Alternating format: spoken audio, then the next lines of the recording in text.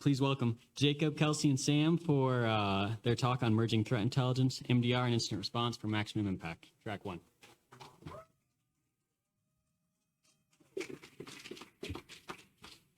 All right. Hello, everyone. We're going to be talking about integrating different teams and intelligence.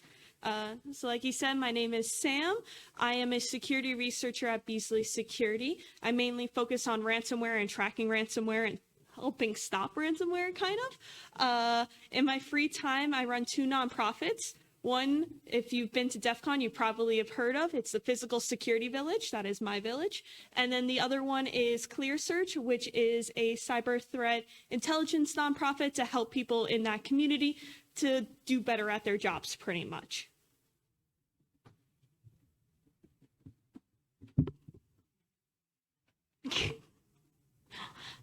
Hi everyone, I'm Kelsey O'Connell. I'm a Tier 2 MDR analyst at Beazley Security. My background is in threat hunting, threat analysis, and digital forensics. My day-to-day consists of escalations from all the Tier 1s, mentoring, training, and supporting the Tier 1s in all of their technical skills. My likes are going for short walks at InfoSec conferences, watching an unhealthy amount of anime, and weenie dogs. And I'm Jacob Wellnitz. I'm a senior consultant, basically one of the leads on our incident response team. My job is to enable the incident response team to perform better in their tasks. I focus heavily on our tool stack, trying to make us more efficient. Our day-to-day is ransomware, as mentioned. We also handle business email compromise, insider threat, compromise assessment. But generally, if we're working a case, it's probably going to end up being ransomware. So I want to tell you a little bit about Beazley Security first, not as a pitch, but just as so you have some context around how this whole thing comes together. Beazley Security is a wholly owned subsidiary of Beazley Insurance. Beazley Security itself handles about 4,000 incidents per year, of which my team handles about 10 to 15%. We also have other panel providers that Beazley Insurance will send incidents to. But the 4,000 incidents per year consist of everything from business email compromise ransomware to even somebody leaving a laptop or losing their luggage at the airport, right? If it's got sensitive information on it, it could be considered a security incident. We don't handle those cases. We handle all the actual threat actor doing stuff cases. Beazley has over 50,000 policyholders in 73 different countries. We are a global team. We have tens of thousands of endpoints that we monitor with our MDR practice. Our goal is to reduce risk. 100% of our focus is on reducing risk for Beazley's insureds and then increasing their cyber resilience. As I said before, we're global, so we have people all across Americas, Europe, UK, Asia Pacific, everywhere. So I want to start off and talk about traditional IR a little bit and how it doesn't work anymore. The amount of data that we have to go through is exponentially increasing. Every time we have a case come in, we're having to figure out how much data we're going to have to process.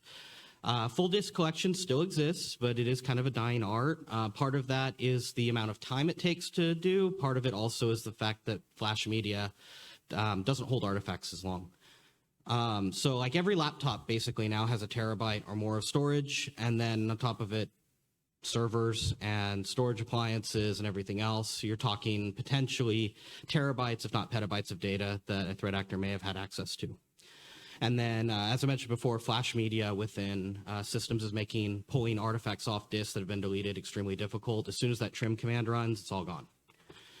And then scaling responders is hard. So the more data we have to go through, the more responders you have to have. But at a certain point, you run out of people that are willing to actually do incident response. You run out of people willing to give up anniversaries and birthdays and holidays and weekends. And you have a bunch of people that don't want to work necessarily till 3 or 4 in the morning. So scaling responders is extremely difficult. Systems within environments have gotten way more complex. We're now talking hybrid environments. You've got cloud, you've got on-prem, you've got colos. It's all over the place. As a company, we are almost 100% remote. We have one person that actually goes into our digital forensics lab to ingest evidence. Other than that, everybody else is remote, so we've had to make some adjustments on how we work there. I can't just like hand a hard drive over to somebody to analyze. And then The most interesting thing lately has been the timers that ransomware threat actors put on us.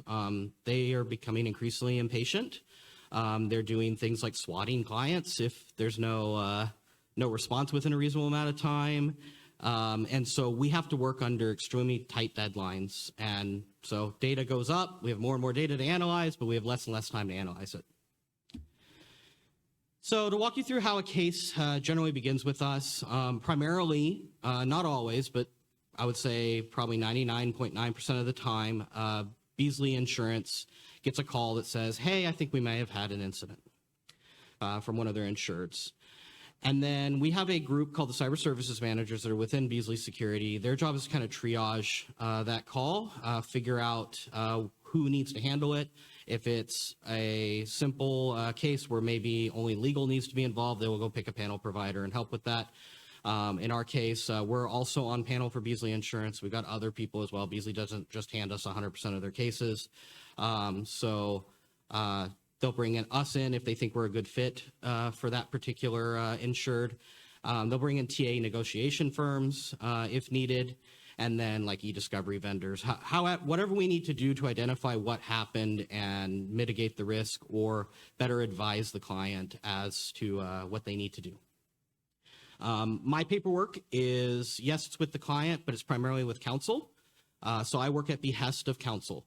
The reason for that is we want to preserve attorney-client privilege as much as possible. That way, if our client does get sued due to a data loss, there's certain items that would not be discoverable in that case, right? And then we sign our paperwork and we kick everything off. So what's become kind of the central heart of our entire operation is a tool called DFIR. It's an open source project. I believe Airbus originally started the development on it way back. But it allows us to collect certain things like metadata about a case. So what assets are involved, any IoCs, the timelines for the case. I can assign tasks to responders. So I could say, okay, well, we have a collection for this device. I'm going to assign it to James, who's sitting here in the front row. James, go dig through the collection and report back what you find. And he can go to his little overview page within Iris, and it'll say, oh, you've been assigned to go through this triage, right? Keeps us organized. Tagging is important for us because tagging is how we're identifying threat actors. So I'm able to tag IOCs, I'm able to tag cases with our threat actors so that, as Sam will talk about later, they can pull that data. And then Iris is entirely API driven, so that allows us to do some automated infrastructure provisioning and save a ton of time. So our internal communication tool is Slack, so we have a case channel for every case that we onboard. Adding a case within Iris allows us to provision that channel. That allows us to provision the Velociraptor instance. We primarily use Velociraptor. I'll talk about it a little bit later for our forensics. And then we're working on our data ingestion tool so a client can upload evidence to us. We're working on getting that automated in terms of provisioning. We also share responsibility for SentinelOne. That's our primary EDR tool with MDR, MXDR, and MXIR, all of which Kelsey will talk about later. So tools that we use. Velociraptor is our primary forensics tool. It allows us to do forensics at scale. So not just one or two endpoints. We're talking thousands of endpoints at a time. I can run a query and hit every endpoint within a client environment and pull artifacts. There's some really awesome artifacts that are built in. There's also some in the exchange. Detect Raptor is one of my favorites. Matt Green from Rapid7 develops it, and it's got a lot of like pre-filtered things that if you want a quick hit on a case and find all like the really bad stuff really quickly, it's great. We've worked on some automation within Velociraptor, so our hunt deployment, so the ability to actually set up all of our hunts that we run within Velociraptor. A hunt is just a way to collect artifacts from devices. So we just run a script, boom, all of our hunts are deployed. We have a set of artifacts that we always collect on every single case. It keeps us standardized so that we can all speak the same language within the IR team. And then we're working on notebook templating, so we'll be able to actually have notebooks that are automatically filtering for the things that we look for. So we collect all this data. We need a way to filter it. We'll be able to have it all kind of pre-filtered or have variables that we can set to be able to go through all that data. And then for situations where a device is not going to be put back on the network, we use Velociraptor for offline collections. Some people go through that with like Eric Zimmerman's Easy Tools. My favorite way to deal with collections is to import them into Velociraptor and just add them to our existing hunts, because then they just get slipstreamed right into the analysis process. So Iris is kind of the central hub of all of this. It is our case management system. It allows us to track data, like I mentioned before, provides some report generation that's really useful for when we have to give something to counsel about a case. Data that is available in Iris is things like what assets were impacted, any IoCs that we found, IPs, hashes, file names, scripts, whatever we've identified was within the environment. It also allows us to build timelines within Iris. That's important because we need to do a case study on a particular threat actor. We can actually pull all of the cases for that threat actor and look at all the timelines, and so we can then start drilling down on data, like how long do they dwell in an environment, what systems perhaps do they target, that sort of thing. And then tagging allows me to designate things for research to go, okay, well, this was fog ransomware, or this was Lockbit, or this is whoever, right? So Velociraptor for us is containerized. We don't run a central Velociraptor server. We use containers. The terminology used by Velociraptor is master and minions, master being the user interface for all of us to run our queries in. It also is kind of the interface with the data store where all the data's there. And then our target is 30 to 50,000 endpoints at a time right now. Theoretically, this is scalable up as far as we need it to. We actually work out of the same interface for all of our clients. We just have like sub organizations within Velociraptor that kind of keep the data separate and organized. That way we don't mix client data, but it means we've got one interface. So I can work on one case and then I don't have to go log into a whole nother system to go work on another case. I can just seamlessly transition between them. And so for Velociraptor, we're deploying it primarily via GPO or SentinelOne. I have a PowerShell script I wrote that uses SentinelOne's remote ops to deploy it out. If we have a client that has an RMM tool that's still functional after an incident, we can use that as well. The PowerShell script's flexible like that. And then the things that we've run into with Velociraptor at the scale we're running it is storage fills up really quick. So if you get a client that has 10,000 devices and you're pulling a couple hundred megabytes per device, you could just do the simple math. It adds up really quick. Thank goodness we're running all this in the cloud where we can just provision more storage whenever we want, right? And then at the scale we're running Velociraptor, we've run into quite a few bugs involving the communication between the minions and the master, and then memcache. So it's been a challenge. Mike Cohen, who's the lead developer, has been very gracious with his time helping us work through the bugs. So if you do use Velociraptor and you run into a problem, he is super responsive on the Velociraptor Discord. So I want to thank him for helping us work through some of our bigger issues. So all of that being said, this is how we get the data that we then put into Iris. So this is an example of some of our standardized hunts. You can see there they've got numbers assigned to them. So based on what they are pulling, basically. We've got an internal Confluence page that keeps track of all of this, that allows us to be able to speak all the same language. We want to talk about all the same, like if I'm talking about internal RDP logins, I want everyone to know that they can go find 002-win for internal RDP logins. That way I can bring on a more junior responder and they know where to look, right? You can see on the right-hand side there's an example of a query. This particular one is an Amcache query looking for AnyDesk, rclone, or TeamViewer. And then this is what the output looks like. So I can then go through, and obviously I haven't shared the FQDNs for the systems here because I would give away the client, but each of these hits is on a different client or a different endpoint at a client. So I can then go in and go, okay, so I have TeamViewer in this client, however many times are shown here, but each of them has a different SHA-1. So they're different versions of TeamViewer. And if my threat actor is using TeamViewer for either persistence or command and control, I can then grab all these SHA-1s, mark them up as an IOC within Iris, and all of that information can eventually go over to either labs or generally quicker than that, we go to MDR to go block it in SentinelOne. With that, I'll hand it over to Kelsey to talk about all the M words that I talked about earlier. Make it sound like bad words. Jeez. All right, first I want to start off with a show of hands. How many of you are in a role where either you or your team members work overnight hours? Keep those hands up. Now, how many of you have in the past been in a role where either you or your team members have worked overnight hours?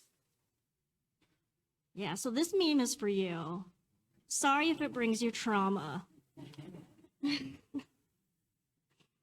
So, for my portion, I'll be talking about cybersecurity acronyms. Well, really, it's MDR, MXDR, and MXIR, but we like to call it Mixer. So, MDR is the Managed Detection and Response, which is a service platform. Then there's MXDR, Managed Extended Detection and Response, also a service platform. And then there's one that you may never have heard of before because we're pretty sure we made it up. And that is Mixer, which is Managed Extended Incident Response. Not a service platform. This one is an integrated team where we have joined, in a sense, MDR and IR. We have one of those team members here. Yeah, calling you out, man.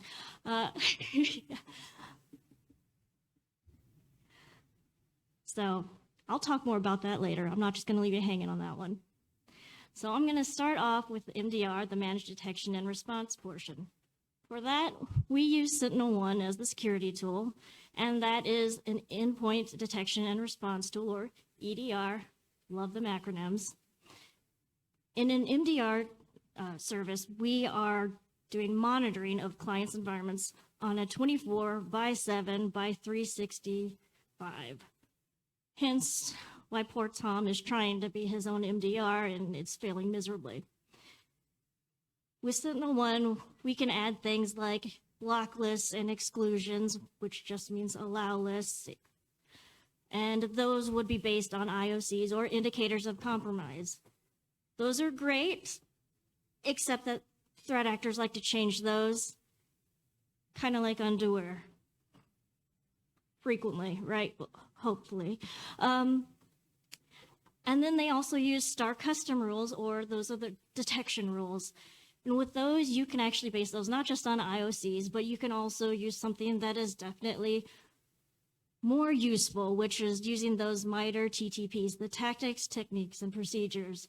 A lot more agile, not just only this thing. Please don't change anything inside that file because then that completely changes the hash. No, it's based more on like behavior instead of just this specific thing. Don't ever change it.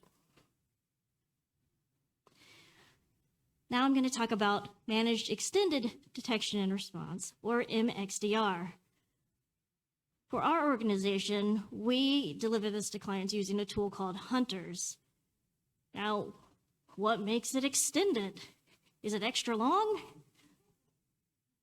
No. It means that it gives us expanded visibility. So it's not just limited to an EDR, which is your endpoint detection and response. It's not even limited to just the SentinelOne. It's actually vendor agnostic. So you could use whatever the client already has in their environment. We're not like, hey, we're already a SentinelOne shop. We can only have it SentinelOne. If they already use CrowdStrike, fine, we'll use CrowdStrike. If you have like Microsoft endpoint, we can ingest that data too. With the expanded visibility, we can ingest a whole bunch of different integrations. That way we can have visibility into the client's environment that's not just this endpoint servers, endpoints.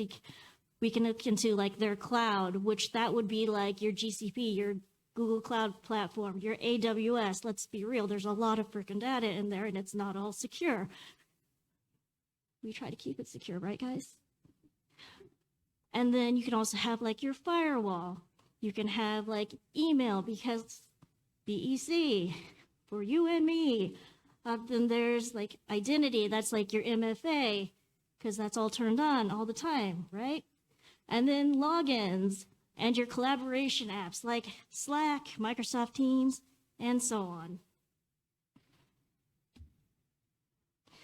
Now this chart is just kind of like visually like break out the differences between that MDR versus the MXDR, showing you how it's like the EDR with the MDR and how lots more things in MXDR. Also lets you see about how like the data sources and any automation, how with the MXDR, we have a lot more capabilities as far as automation is concerned, and how much more like abilities we have for incident investigation. Since it's so much more, more data, more better, as far as like what data you have. So not just endpoints, but all those other security solutions. Mixer. Yes, I know, I talked about this, and so now I'm actually really going to actually describe it. So, yes, it's that mixture of MDR and IR. It's that happy little medium where we're really making sure that we give the client an experience that's more seamless, and instead of, because it's an IR, things are already on fire, let's not make them more upset than they already are. The bee's hive has already been kicked. Hornet's nest has already been kicked. Let's not keep kicking it. So these are going to be some of our analysts with a more advanced skill set. This allows the seamless onboarding. So they're with them with that onboarding. We try to make it go faster and easier. And not just for the onboarding, but they'll help them all the way through that entire engagement.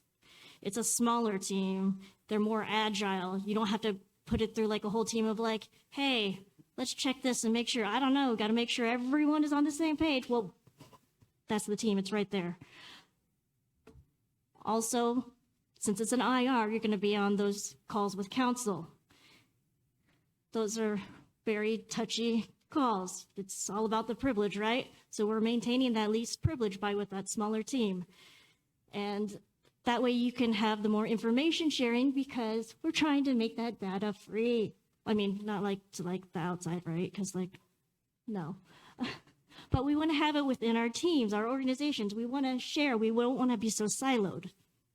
And this is one of those efforts that we're making to have that, to have a freer flow of information. Because if we keep just having the information so siloed, that's not going to help anyone. I mean, sure, it'll help your own team because you'll have that. But let's say incidents happen.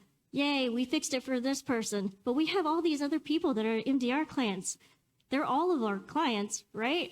So if you guys saw this here, we may see that in MDR. If you guys don't tell us about this, how can we protect the people over here? It's silly to keep that. Like, I could talk a lot about that, but all right. Now I'm going to talk a little bit about threat hunting. Now with threat hunting, you can go like about it with like the guided threat hunts where you've already given like, here are all the IoCs, all this stuff and laid out for you. Sometimes we'll do the ad hoc threat hunts where the client's like, hey, we think something's weird. Can you go look at this? And we'll be like, sure, we'll go see if something is weird. And how we can go about that, some of the intelligence that we use, that'll be from the incident response team. And they can give us things that they're seeing like, so the IR team will provide the smoke from their currently worked cases. And so that'll be something they're seeing like right now. This is obviously being actively exploited because it's in the IR case. Some people will say, hey, those are IOCs. That's not threat hunting. Yeah, I see what you're saying, but you know what? For the client who like didn't even know about this because they are not the IR client, sure feels like you found the threat and you hunted it down for us. But that'll also include TTPs, which that feels a lot more like true threat hunting. Then with the integration with our labs team, she does scary things on the internet and talks to scary people. So she finds this really neat stuff that I'm too afraid to do on my own. So she's not just looking at like, what are our current cases? She's like, what are we seeing out in the broader community? What are we seeing out in the world? And so she's able to like have another piece of that threat intelligence that we need. So with all three of us, like all three of our teams, we're able to create like the big picture, like the whole picture, and not just like in our own little worlds. You know, that's what we need. I'm going to encourage everyone to, like, if you don't have like this kind of communication at your organizations, here's a challenge. Go to your organization to be like, hey guys, I got this crazy idea. Why don't we share data? What'd you say? We should talk to each other. Yeah, let's talk. All right. Now with the threat hunting, we can do threat hunting in both S1 and in hunters. With S1, when we have those things that we get from like the IR and the threat intelligence team, we can create those block lists and those exclusions. We can also, from those TTPs, we can create those star custom rules. So that's creating those detection rules so that we can put them in there. And if we see it again in the environment, it's automatically checking that for us. Hunters, we can actually do bulk IoCs. So we're actually like able to put it all in a CSV file and then just like put the file in there and it just runs it all, which let me tell you is very, very nice. Instead of, I'm gonna type this in, even copying and pasting, if you've had to do that before, you know it's a pain, right? So just having that list, good, run. We can also create notebooks, and that's based on SQLite, which is actually very nice because the IR team, how you heard that they use Velociraptor. Velociraptor uses what kind of query language? Yeah, so Velociraptor uses a language called VQL that is very SQLite inspired. So there's a transferable skill set then between MDR and IR. It's not exact, but it's close enough. Yeah, so any of you that do any coding or do any like database stuff, when it's close like that, it's a transferable skill. So it's just another skill that someone can have. So like the Mixer team, especially since you'll be working a lot more in hunters than say maybe some of the tier ones, you'll get those skills. So if you, and please don't ever leave us, you could decide to go to the IR team and don't, but you could. It's a transferable skill. Next will be Sam. Okay, so now about our intelligence teams or the labs team. We're a 4-person team. We're a really small team, but we bring a lot of different assets, each individual. So between us 4, we have backgrounds in pretty much anything any team at our organization needs. We have honeypot, APT tracking, we're just ransomware tracking, we have reverse engineering and malware analysis, we have DevOps, SecOps, pretty much anything any team would need from us, we can do, one of us. So we're a small but very mighty team. And our motto on the team is we disrupt kill chains. And quickly, I just want to go over what a kill chain is. A kill chain is a steps that it takes for a threat actor to accomplish their objectives, right? So this is an actual kill chain from one of our IR cases.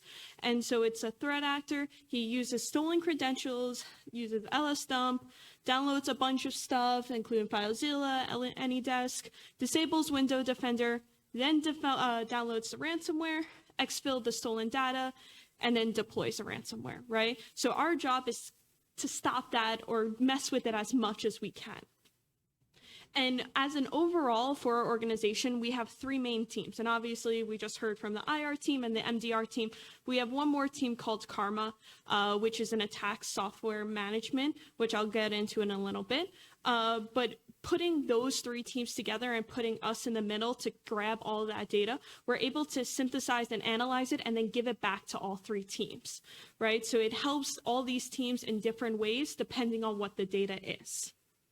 So like I said, we support both the IR MDR team doing malware analysis and threat hunts. We do threat actor profiling. We do vulnerability advisories as well as IOC advisories depending on what's going on in the industry. And then we do karma detection capability increases, right? So in doing that, we have our own blog, which we created a couple of months ago. We're a very new team. We're only about a year old. So there's a QR code, or if you hate QR codes, there's a link.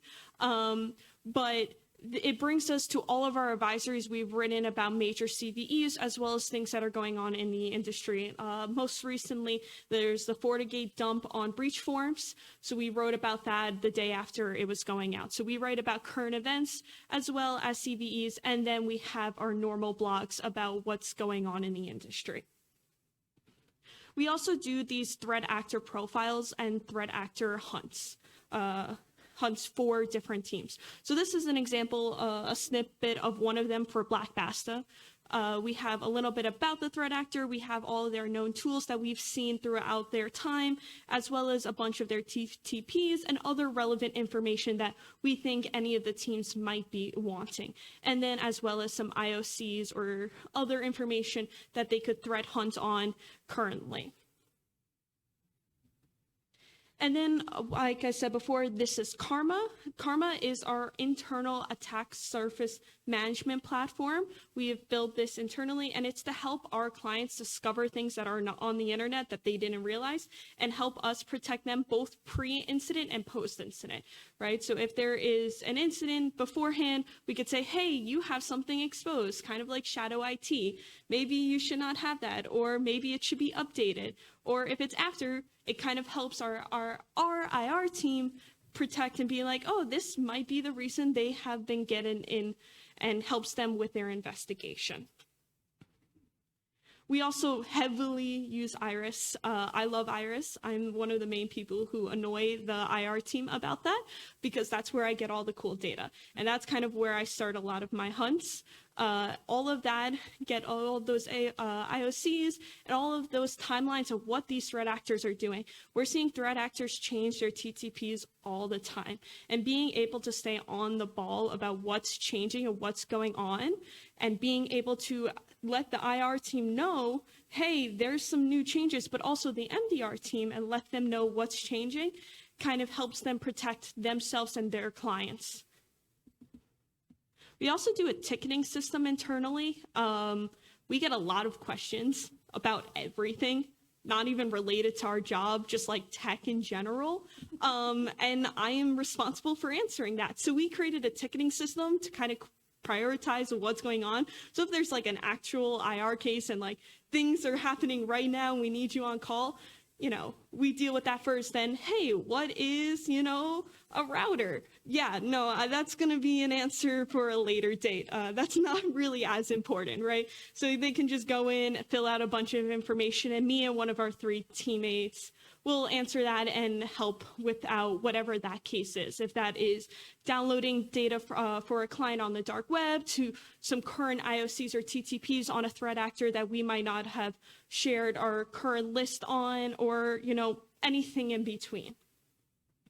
And lastly, I'm really big on team collaboration, and I think that has really helped our organization build such a great community. Is we do something called Research Fridays. So anyone at the company, no matter if you're technical, non-technical, whatever, since we're a fully remote company, you join this call and we just hang out.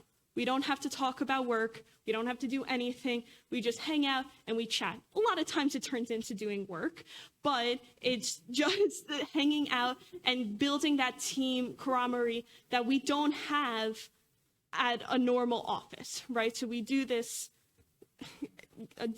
every Friday to kind of build up that team. And if you're free, you can join. If not, join next Friday. And so we do this every Friday. I like to call it Friday. So we're just going to go over a case study real quickly about one of these incidents where it took all 3 of our teams and how we had to move really fast, working together with a ransomware case.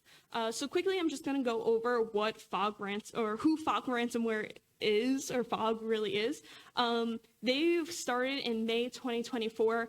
We think they are a cutoff from Akira. They have a lot of similar stuff as them. Right now, as of today, there's 132 total victims publicly known on their leak site. So that's not the total victims. There's tons of victims that pay ransoms and not on the site, but publicly known, there's 132. So it's only been not even a year, and there's a ton of victims. And they mainly target US companies. Since the beginning, they have really only targeted US. I mean, yes, it's 52, but compared to all the other countries, you have 1 or 2 hits when you look at those small percentages. Mainly if they're targeting US. And yeah. Yeah, so this is a case study of an educational institution. So the information that the IR team grabbed from this case was readily available to labs and then MDR within a matter, well, an extremely short period of time. So we're not talking weeks, we're not talking days, we're talking hours usually. What that allows us to do is to gather information that then MDR can go hunt for in the other clients that we have in our MDR practice and potentially find this same threat actor currently using the same infrastructure. This was a ransomware with data exfiltration. Data exfiltration was happened via Mega, so we see that actually pretty commonly. Environments impact your Windows and ESXi. The ESXi environment getting hit has put a huge cramp in being able to pull any indicators for threat actors, simply because they do their dirty work on a VM and then they encrypt the VM. So you're kind of stuck without any evidence, right? The locker binaries in this case were ick.exe, and then on the ESXi, there was an ESX and a 123 Linux compiled binaries. They just chmod plus X and run them, right? We did also find coin miners in this environment. It was an educational institution, so their security posture was perhaps not the best. And so we think it's unrelated. Where we found those were like in the esports area of this institution. And then we actually found ngrok on a terminal server, but it doesn't really fit into the timeline. So ngrok's a reverse tunnel tool. It's also commonly used by threat actors. It's marketed as like a developer tool. As with anything else, obviously, you've got a legitimate tool that's being used for nefarious purposes, right? It could have been IAB, or they had a prior incident that nobody knew about. We didn't have a lot of historical data due to destruction of evidence, right? We did boil this down to an initial access via VPN compromise. That's probably, I don't have exact statistics, but it's probably 95% of the cases we work are VPN compromise or compromise of the firewall itself. And then we did find advanced port scanner within the environment. Again, a legitimate tool that was used for nefarious purposes. It generally doesn't trigger EDR or antivirus or anything like that because systems administrators use it. For credential access, it was the pretty commonly used Mimikatz, right? So Mimikatz was run within the domain, dumped the ntds.dit, and then lateral movement was accomplished via RDP and PSExec with the stolen credentials, also really common for basically any threat actor that we deal with. As far as data exfiltration, I did mention it was done via Mega, so there's quite a few web services that threat actors are using. I actually had a case recently where they used Backblaze to exfiltrate data, which I thought was interesting. And then, of course, the locker we already talked about. So all of our findings, the ngrok was weird. It didn't fit into the timeline. And then the coin miners I mentioned before, we highly suspect that they were installed intentionally or unintentionally by students within their esports area.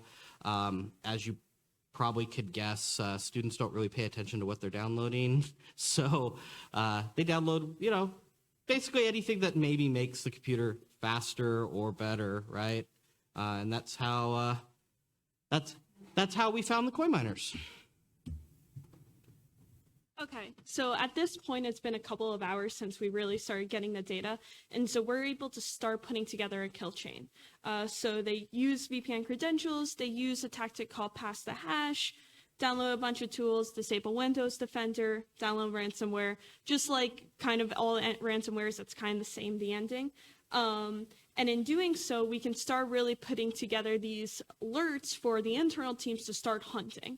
And we know that FOG at this point uses two major CVEs. One is for Veeam and one is for SonicWall. So I wrote a little bit about that, but not necessarily really important for the Veeam. It destroys the backup and makes it inhabitable to really do any type of IR on. And the Sonic Wall, it's just an initial way to get in, bypasses the firewall, right? So they were able to use these two CVEs. So now we're having some CVEs. We have some tactics to pass on to the MDR team, start threat hunting on, and have a couple of IOCs. We have all their TTPs here. So this was a graphic that I passed over to them, and they were able to start hunting on.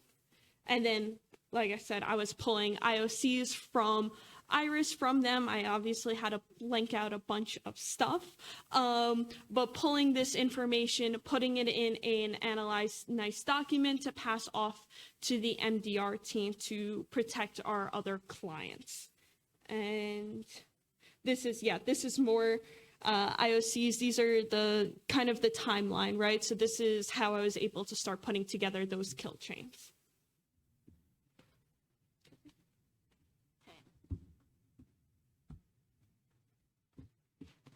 All right, this is where they give those IOCs to us, the MDR team.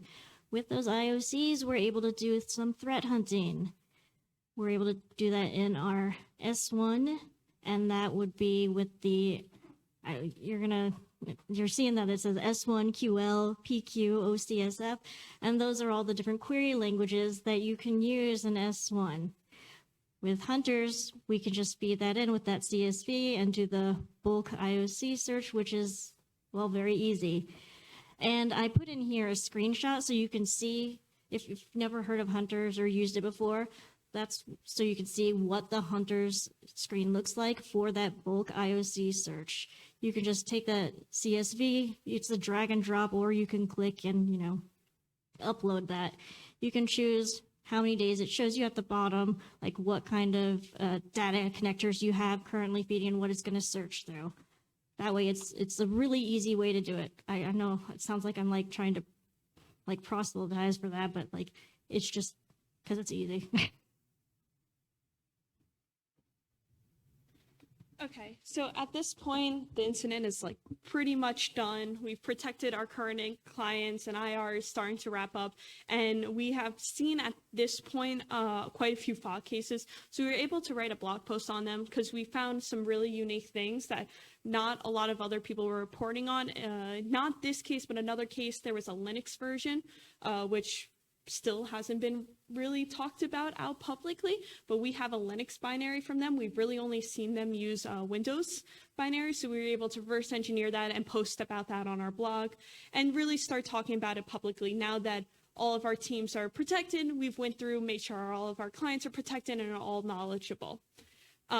So just a little bit kind of an overall thing. We were able to get a bunch of IOCs passed over to the MDR team to protect our current clients. We really did a nice in-depth into fog, a lot of their binaries, as well as share it publicly, and finally start talking about it. And then we did a talk at a conference about fog and that whole reversing.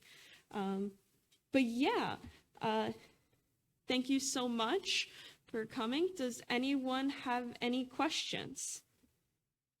Oh, and that's a QR code again to our blog. Just, yeah, I should. It's not Nyan Cat. All right, well, Yeah, there's questions. yes.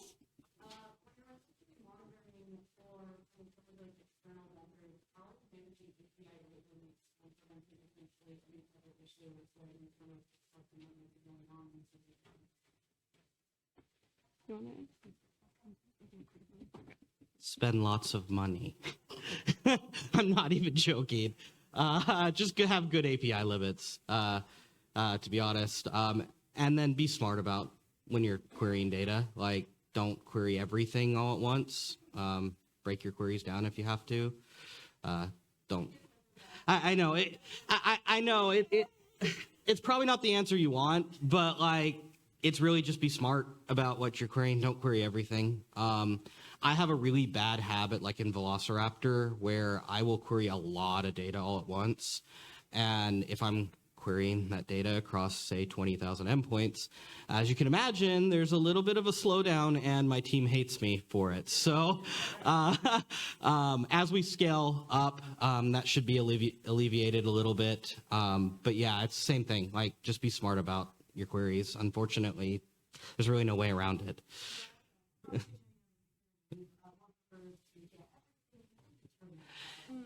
Yeah, and as IR folks, I've walked both worlds, right? Kind of traditional and then more modern. And the more traditional IR is like everything's a CSV, right? And so you pull everything down into a CSV and then go through it, as opposed to like writing queries to go find things. So, yeah, the pulling everything down can be, I mean, honestly, it's gigabytes of data, right? It takes a long time. And so we're trying to break that habit by having tools that allow us to do things intelligently. It's understanding where the more likely stuff is going to be like located, understanding how to write more effective queries, more targeted queries, stop using so many wildcards. Don't use select star for everything. And definitely don't use drop. Oh. Yeah. Other questions? Whichever. I can't see over here. So. Yeah, okay, that's fine.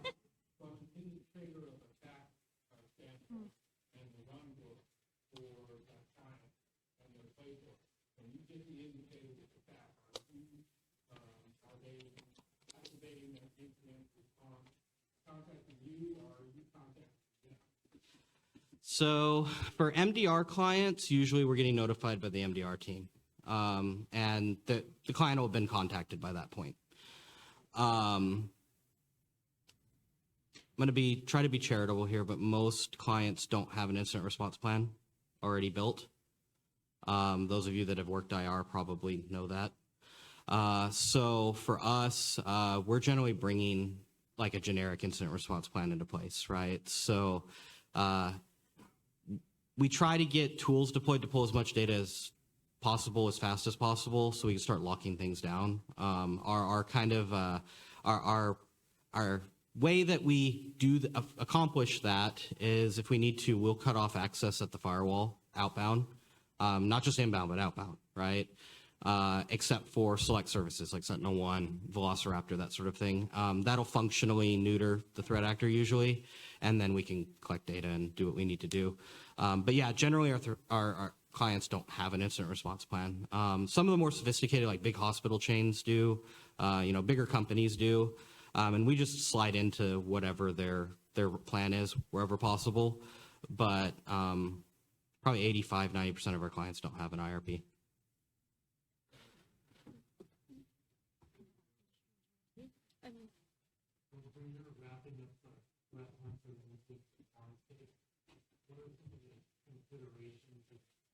Things that you check for scenarios that you go through to make sure that 100% or basic confidence of these answers that the threat actor is completely out of the file.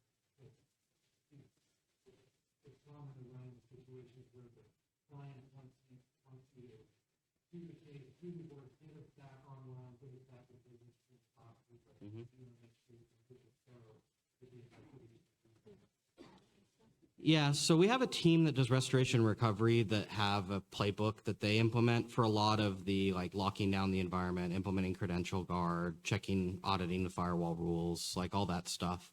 But as far as the IR team's concerned, really we're answering some fundamental questions, right? So how did the bad guy get in? Hopefully we find initial access within the data set we have available. What did they do when they were inside? What data did they take? And then, are they still in the environment? The still in the environment is always a hard question to answer, simply because we generally have imperfect data. As I kind of alluded to, like when an ESX ransom binary gets executed, they usually are encrypting the servers that they did all their dirty work on. And so if we don't have firewall logs, you're kind of you're functionally stuck unless you can decrypt the data or carve artifacts out of the disk images. Let's say like Lockpick, for example, doesn't fully decrypt the disk images. They encrypt parts of it. So sometimes you can carve data out of it. It's not an exact science. It takes a lot of time. But yeah, the persistence question is always something we struggle with. Primarily, we handle it by being smart about deploying EDR. We have the Mixer team constantly monitoring. So the initial IR comes with a 30-day monitoring package with our MDR, where Mixer is involved all the time during that period. And then if we need to, we can extend it out. Or ideally, what ends up happening is the client realizes that they didn't have those security controls in place, and they go ahead and onboard to MDR in general, right? But yeah, it's all about telemetry. You get as much telemetry as you can and look for weird stuff. It's more art than science, right?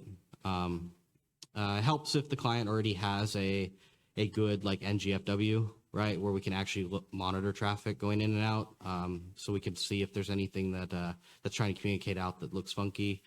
Velociraptor is really good at pulling data, so if we have to pull data from systems looking for persistence, we can do that too.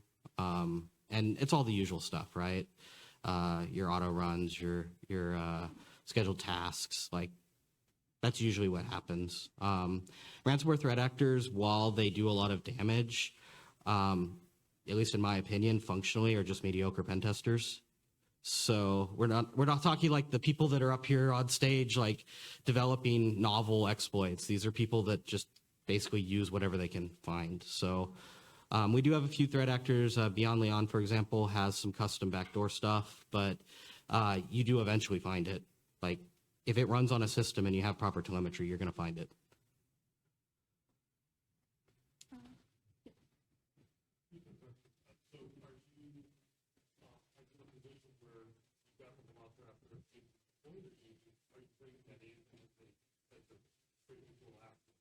Great question. So question was, do we have Velociraptor already deployed? The answer is no. If they're an MDR client, we'll have SentinelOne deployed, in which case we'll then use SentinelOne to deploy Velociraptor using remote script orchestration. But yeah, generally we do not have Velociraptor deployed. The EDR is our kind of point-in-time forward tool to look at things. Velociraptor is our point-in-time backward tool to look at things. It's not really, it can do real-time monitoring, but it's not really intended for that. And frankly, whatever EDR you have is going to be way, way, way better at point-in-time forward. So.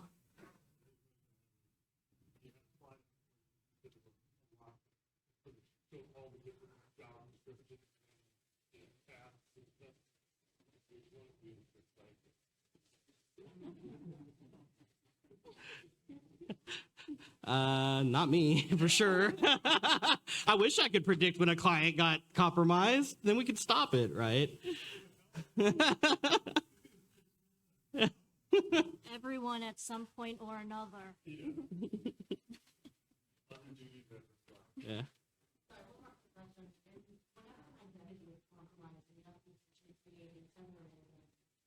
Is there anything that's in regards to data you're getting to making sure that they're getting similar access on the secondary identity that's going to be privileged, and then once the primary identity and vulnerabilities resolved, figuring out how this is the triggers of the secondary identity, that type of thing?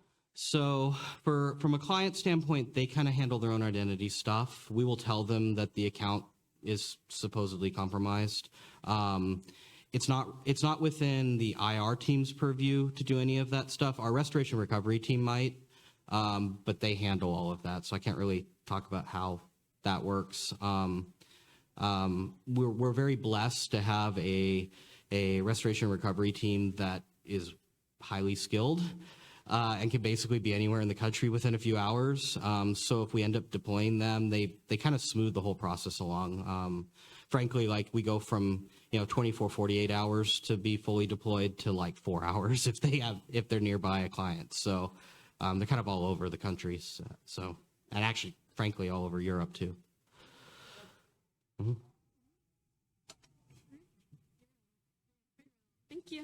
You're welcome.